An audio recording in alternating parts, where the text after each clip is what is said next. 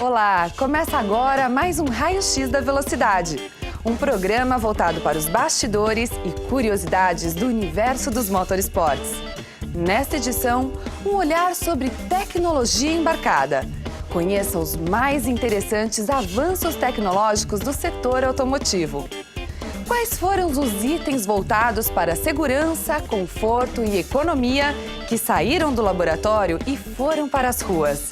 Descubra a partir de agora.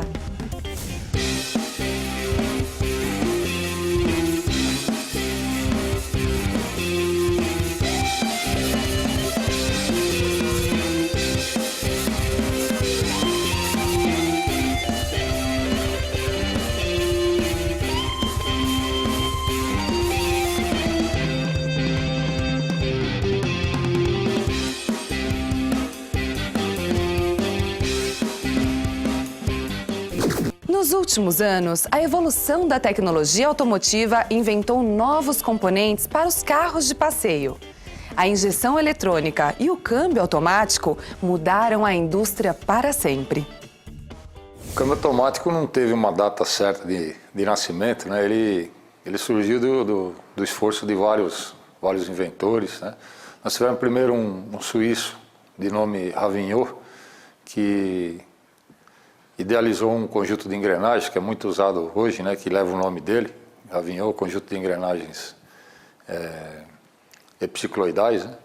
E esse conjunto de engrenagens foi mais tarde utilizado por vários outros inventores, né, para poder desenvolver o câmbio automático. Uma das pessoas mais marcantes na história do câmbio automático foi um francês, né, que morou aqui no Brasil há alguns anos, na década de 30, de 20 e de 30, chamado Sensor Delavaux. Ele era filho do cônsul francês aqui no Brasil e ele bolou um sistema utilizando esse tipo de engrenagem e mais tarde, quando ele foi para os Estados Unidos, ele vendeu essa patente para a GM, General Motors, na década de 30, 32, 33 aproximadamente. E a GM patenteou essa invenção, né? Esse modelo dele e aperfeiçoou. Mais tarde deu origem ao primeiro câmbio automático em série, né? Entre as vantagens, a gente pode destacar a dirigibilidade, né? O carro automático ele fica muito mais na mão do motorista. O motorista, em termos de segurança, também é um câmbio melhor, porque ele faz as mudanças sempre adequadas à situação de direção no momento. Então, dirigibilidade, segurança, né? E hoje também economia, porque por trabalhar sempre as faixas de rotação correta do motor, ele consegue fazer, no final, ser mais econômico que o câmbio manual. Muitas pessoas não sabem, por exemplo, que o câmbio automático necessita de uma troca de óleo frequente assim, cada 3, 4 anos, pelo menos, uns 50 mil quilômetros, troca de filtro, né? Como ele usa bastante o fluido para várias funções dentro do câmbio, se você notar vazamento, você tem que tomar bastante cuidado, não deixar esse vazamento aumentar ou continuar. Então, vazamento vai perder óleo e pode pôr a perder também o câmbio automático. Então, em termos de manutenção, exige um pouquinho mais de cuidado da parte do usuário também. O impacto da injeção eletrônica no mercado, na verdade, ela começou devagarinho a aparecer em algumas marcas de carros, às vezes mais sofisticados, mesmo mais antigos. A Mercedes já tinha alguma coisa disso em 72, 74, 76, mas era um ou outro carro. Ela chegou, vou citar um exemplo mais prático, talvez aqui no Brasil ela chegou 85 para 90, tá? Com a Volkswagen, mas eram umas injeções, a gente chamava na época de analógica, não era digital, não era tão completa como é hoje. Fazia alguns parâmetros, ela corrigia, baseado em alguns sensores, e algumas coisas eu usava até aquela chave abre e fecha, como se fosse de elevador, estava para funcionar. Hoje é todo software que funciona. Mas o impacto, sem dúvida nenhuma, foi enorme, eu diria que foi enorme. É o que possibilitou o motor hoje a ter muito mais potência, a ter muito menos tamanho, o rendimento térmico menor, o nível de emissões, se não fosse a eletrônica, hoje você estaria com nível de emissões de 20 anos atrás, você impossibilita ter carro aqui em São Paulo com aquele nível de emissões, seria um caos, um ambiente totalmente poluído, tá? Valeu para caminhão também hoje, muitos deles funcionam hoje, conseguem se adaptar às normas, às novas normas, graças à eletrônica. Mudou radicalmente o comportamento do motor, tanto em termos de potência, de tudo. Hoje, sem eletrônica, o carro seria uma carroça, que nem já se falava antigamente. Hoje a frota brasileira total está em torno de 60 milhões de veículos. Aproximadamente 5 a 6% deles são câmbio automático. Então nós estamos chegando em torno de 3 milhões de veículos com câmbio automático. Carros leves, né, carros de passeio. Nós notamos que o pessoal, como nós dissemos, o pessoal que utiliza o carro automático hoje se acostumou tanto que não volta mais para o câmbio manual, né? Principalmente as mulheres, a gente nota uma tendência as mulheres se sentem mais à vontade no carro com câmbio automático, né? Porque elas se sentem mais livres para prestar atenção no trânsito, né? Não ficar se preocupando muito com mudança de marcha. Então isso numa viagem isso ajuda também bastante. Então a tendência é que haja predominância, como nós vemos em outros países, e que em pouco tempo a gente vai ter uma reversão da quantidade de carros automáticos e manuais, né, no Brasil. Então, a gente percebia no passado alguns tabus aí, como nós mencionamos, né? A pessoa dizia, carro automático é para quem não tem as pernas, por exemplo, né? Tem algum problema falta de algum membro, ou pessoa mais de idade, enfim, o pessoal pensava muito nisso, né? E na verdade não é isso, né? Porque nós notamos também a tendência de alguns de dizerem que gostariam de sentir o carro, dirigindo o carro manual, você sente mais, você pode fazer as trocas de marcha no momento correto, no momento que você mais quer. E hoje o câmbio automático permite isso também, com a introdução do Tiptronic.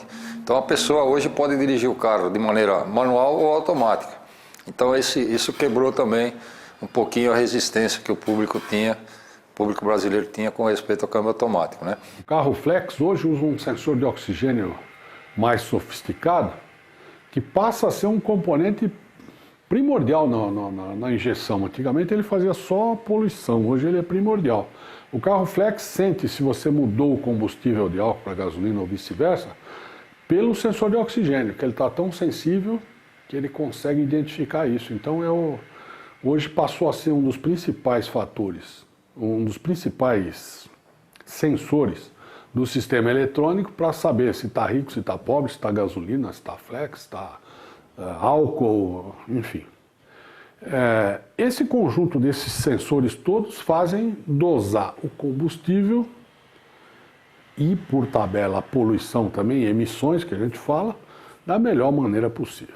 A ignição hoje é eletrônica, não é mais aquele distribuidor que tinha um avanço mecânico que não interpretava nada, ele só interpretava a rotação e depressão de coletor de admissão.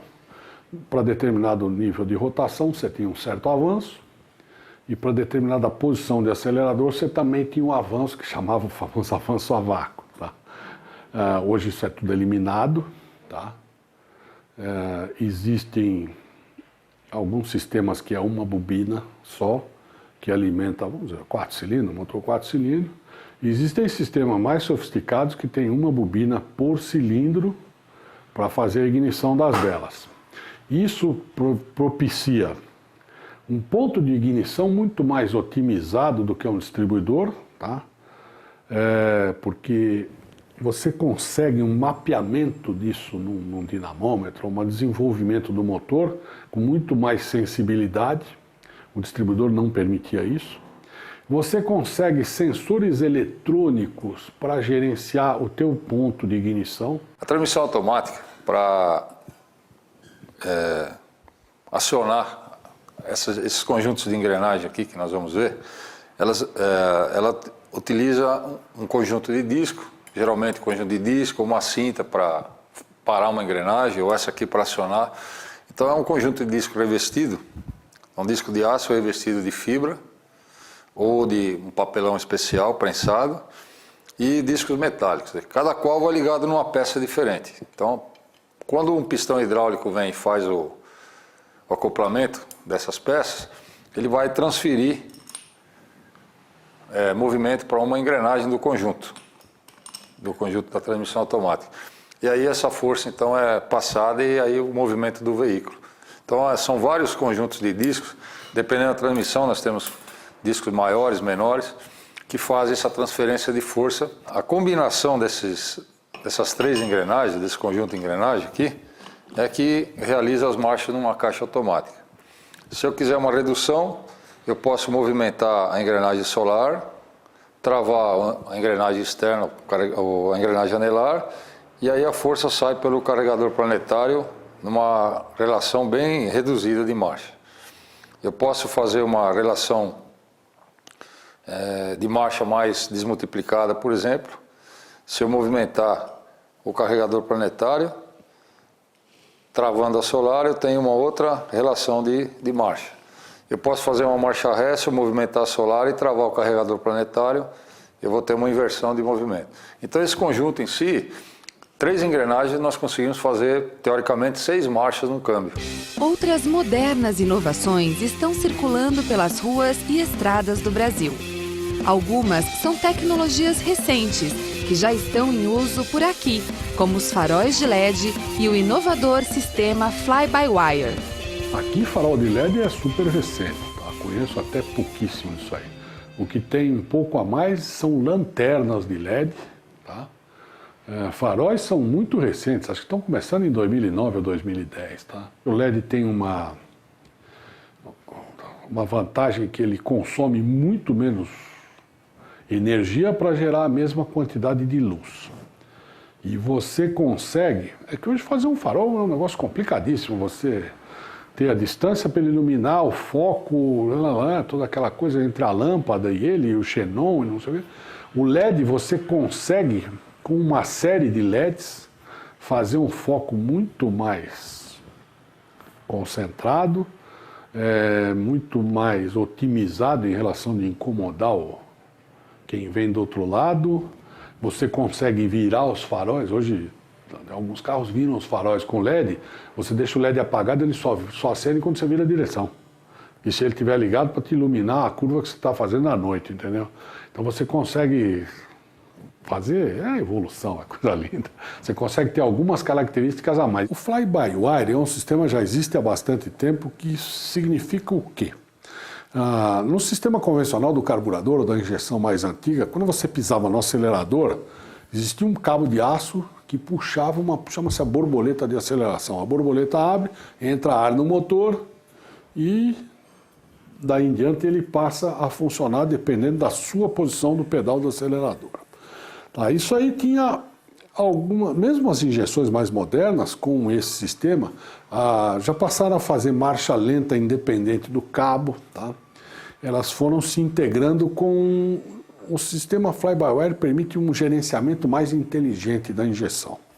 Ou seja, e principalmente ligado a outros componentes do carro, ligado ao câmbio, ligado a controle de tração, ligado a controle de descida com barro, uma série de outras coisas. Eu vou explicar mais ou menos assim. Quando você acelera o carro, que tem o Fly-by-Wire, que a gente chama, aqui no Brasil é chamado, não é chamado de Fly-by-Wire, esse foi um nome que veio da Fórmula 1, que a Honda fez isso mais antigamente, uns 10, 15 anos atrás. Hoje chama-se, aqui é o que comumente conhecido como acelerador eletrônico, que também é um nome meio apelido, porque o acelerador é a borboleta de aceleração. Quem comanda ela é um motor elétrico que, por sua vez, recebe informações de um sistema eletrônico. Então ele é um acelerador eletroeletrônico, não é um acelerador eletrônico. Mas como que ele funciona? Quando você pisa no acelerador do seu carro hoje, que tem acelerador eletrônico, não existe um cabo que abre uma borboleta para permitir a entrada de ar no motor. Ele é como se fosse um reostato de rádio que você aumenta o som ou diminui o som. Ou seja, tem um sistema eletrônico, um módulo, um processador que reconhece uma certa posição do seu pedal de acelerador em função de uma resistência que ele passa essa informação para o módulo. Dependendo da posição, uma resistência X. Ele pega essa posição do acelerador que você pediu, vamos dizer, 30% de acelerador, compara com uma série de outros sensores da injeção e depois disso é que ele vai ou não acelerar aqueles 30% que você pediu. Raio X faz agora um rápido intervalo e volta com muito mais para você. Não saia daí!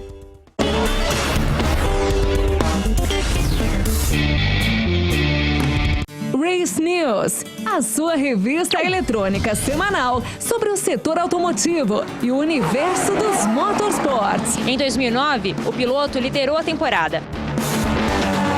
Fique atualizado sobre as novidades e acontecimentos do planeta motor.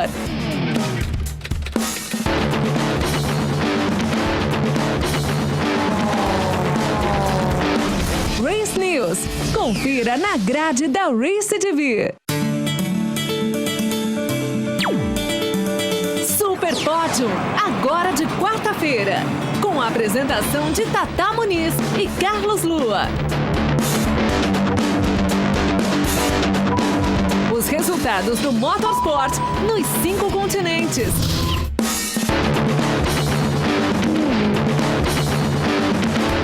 Não deixe de ver, toda quarta na sua Race TV. Memórias Race TV. A Fórmula 1 só existe no Brasil por causa do Emerson. Os 60 anos de tradição brasileira no automobilismo, apresentados de maneira divertida e original. Depoimentos inéditos e exclusivos. Um programa onde os pioneiros ganham voz. Era motores 5 litros V8, até mais potentes que o Fórmula 1. Memórias Race TV, porque tradição a gente não esquece.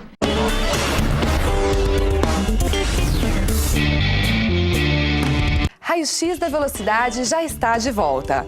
O sistema de freio ABS é conhecido mundialmente por evitar colisões e tornar as ruas e avenidas mais seguras. Além de evitar acidentes, o que mais ele pode oferecer? Confira com a gente. O que acontece com o sistema que tem ABS? Entre aquilo que eu chamei o hidrovácuo e a pinça de freio, você tem um sistema eletroeletrônico hidráulico que vai te ajudar numa série de funções que eu vou explicar a seguir. Se você vem em linha reta com um carro sem ABS, se você tiver um obstáculo e pisar no freio com força demais, a roda trava, você vira a direção, eventualmente até para desviar do obstáculo, e o carro não obedece, porque ele está com as rodas travadas. Quando você tem um sistema de ABS, o que ele faz, na verdade? O sistema de ABS mede, ele está constantemente medindo a velocidade das 4 rodas, tá? Tanto as dianteiras quanto as traseiras. Se você vier e pisar com muita força no freio, ele vai identificar, lógico que cada roda tem uma aderência no asfalto, pode ter uma impureza, pode estar molhado, um tem mais água, outro tem menos água, ele vai identificar que uma roda parou de virar, tá? Ele, numa fração de segundo, em coisa de 1/10 de segundo, ele identifica que uma roda, vamos dizer, parou de virar por excesso de pressão do freio, ele avisa numa central eletrohidráulica, olha, aquela roda parou de virar. O sistema processa aquela informação, libera a pressão de óleo naquela roda, ou seja, ela torna a virar. Então, se você vier numa estrada, topar com um obstáculo e pisar de uma vez no freio, ele não trava as rodas. Elas vão trava, destrava. Uma fração de 10º de segundo ele consegue processar isso. E aí o que acontece? Não é que você melhora a tua freada, você consegue dirigir o carro. Porque ele não está com as rodas travadas, ele obedece ao comando da direção. Então, por exemplo, você topou com um obstáculo, meteu o pé no freio sem ABS, travou as rodas, virou a direção, ele vai reto até bater. Se você tiver o ABS, ele não trava as rodas, você pisa no freio, ele não trava as rodas, você vira a direção, ele obedece ao teu comando e você consegue desviar do obstáculo. Hoje, em cima dessa situação, vamos dizer, dessa estratégia do ABS, o pessoal pendurou mais um monte de coisa no carro. Controle de tração, controle de subida para barro, controle de descida para barro, controle de estabilidade do carro. Isso que eu me lembro assim por alto, entende? Está tudo ligado nos sensores do ABS, no reconhecimento do que o ABS faz. Interligaram, fizeram interface do módulo de ABS para módulo de motor, para módulo de câmbio. A coisa eletrônica hoje permitiu fazer essa ligação dos componentes, que fica assim: você tem o ABS para frear, para desviar, para não sei o quê. O seu ABS, se você tiver, por exemplo, na estrada, choveu, você continua acelerando, pegou uma poça d'água, ele evita a tua aquaplanagem, mesmo sem pisar no freio. É um sistema caro, tá?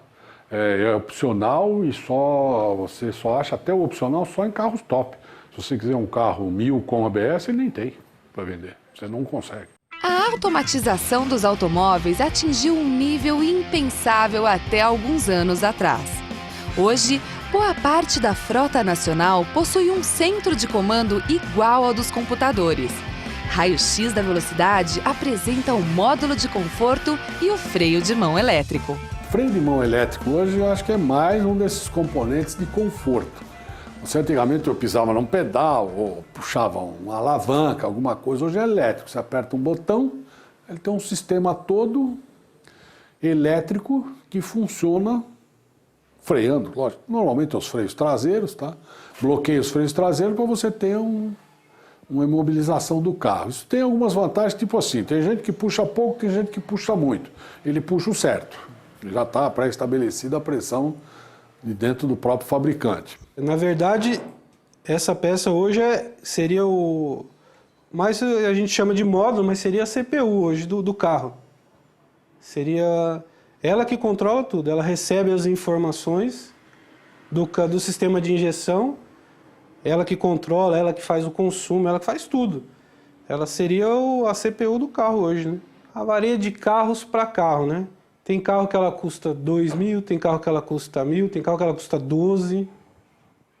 Você pega uma Mercedes, chega a custar 20. Depende do que acontecer, que você tenha que trocar, custa 20, 25 mil. O carro que é, o modelo que é. Isso vai variando de carro para carro. Aqui é onde você põe o aparelho e conversa com ele. Ele te manda as informações para fora. Você põe um aparelho e ele vai te escrevendo. Ele processa, guarda o defeito aqui, você põe um aparelho e ele vai te falando. Entendi.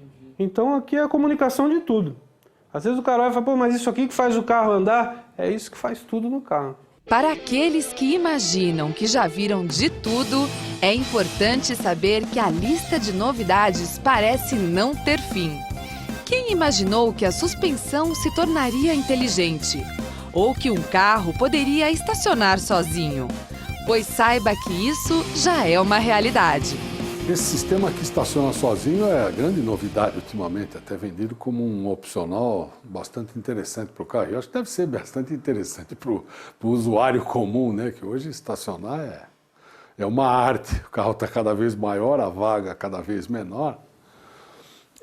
É um sistema que se habilita ou desabilita, tá? Totalmente eletrônico.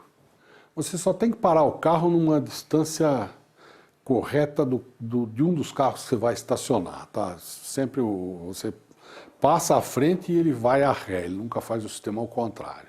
É para você estacionar de ré. Então você nivela o seu carro com o carro do lado, aperta o botão e ele faz o controle, tira a mão da direção, só põe a marcha ré, evidente, tira a mão do acelerador, e ele faz tudo sozinho, ele vira a direção, ele já calcula um ângulo adequado da entrada de ré, tá? Ele vira a direção, entra de ré na vaga, você tem que habilitar o sistema e parar o carro bem alinhado com, vamos dizer, com o último carro que está estacionado na rua, ou seja, a vaga seria atrás dele. Então você para alinhado com ele, ele faz a conta sozinho. Lógico, tem uma distância para você parar do carro do lado, você não pode parar 5 metros do carro, né? Tem que parar numa distância correta, tudo explicadinho. O resto ele faz sozinho, ele vira a direção, ele tem aquele sensor de distância entre o carro da frente e o carro de trás, ele vai avaliando se ele vai chegando perto e perto da guia também, porque tem no canto dos para-choques tem um sensor, e ele vai virando a direção necessária. O acelerador faz parte daquele acelerador eletrônico, que o sistema comanda, sem cabo, sem nada, você não pisa. Você só pisa no freio para parar e para frente eu não tenho certeza se ele faz sozinho, agora não me recordo. Porque ele entra e depois você tem que alinhar o carro.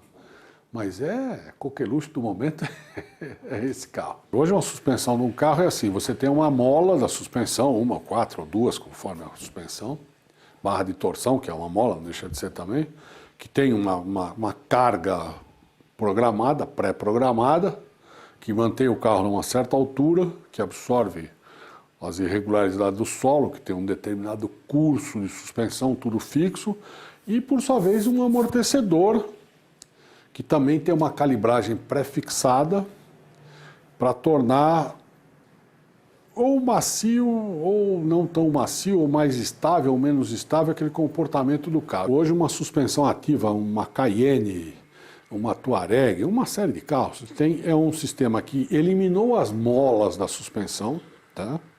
E botou bolsas de ar. Já de cara o negócio fica mais leve. Porque a mola hoje de um carro, numa Cayenne, é pesado, porque é um monte de ferro para fazer aquele sistema operar. Então é uma bolsa de ar, que por sua vez tem um compressor central, que mantém aquelas bolsas com uma determinada pressão, e o nível de altura é dado por 4 sensores de nível que passam por um módulo de gerenciamento desse sistema todo que funciona assim. Eu quero o carro muito alto, eu aperto um botão, o compressor manda ar para essas bolsas, o carro levanta e fica um carro para andar em estrada de terra, por exemplo. Raio X faz uma rápida parada e volta em milésimos de segundo. Fique com a gente!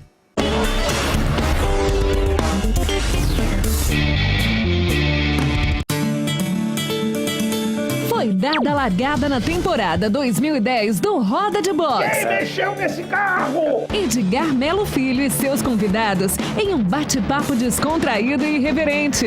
Quando não ganha, é verdade. Tiraram 500 giros, deram uma restringidinha. Temas incríveis discutidos por quem conhece o universo dos motorsports. Roda de Boxe. Aqui conosco, junto com você, Race TV. Mais emoção em motorsport. Race News, a sua revista eletrônica semanal sobre o setor automotivo e o universo dos motorsports. Em 2009, o piloto liderou a temporada. Fique atualizado sobre as novidades e acontecimentos do planeta motor.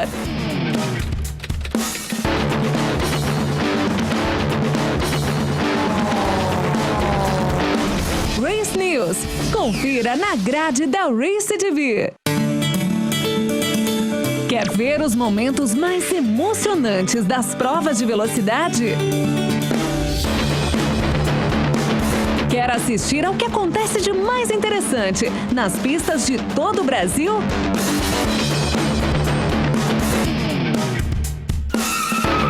Emoção na medida certa.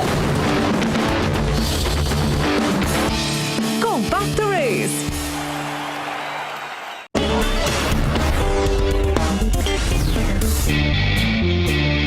Raio X já está de volta.